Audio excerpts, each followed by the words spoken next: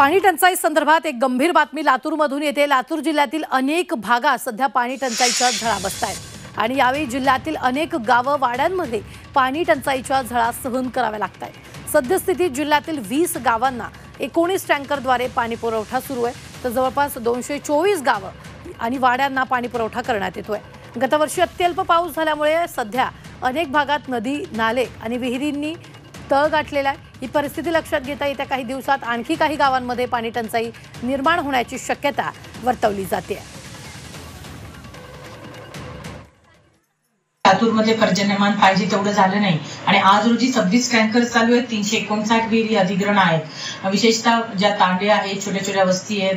तर यावर्षी आपण गावाचं नियोजन हे जे आपला टंचाई आराखडा होतो हा खूप आधीपासून केला। टंचाईचा आहेच आणि त्या टंचाई सोबत ज्या ज्या गावांना याचा पाणी पुरवठ्याचा प्रश्न येतो त्या ठिकाणी एसडीएम तहसीलदारांना तात्काळ टँकर लावण्याच्या सुद्धा सूचना दिलेल्या आहेत।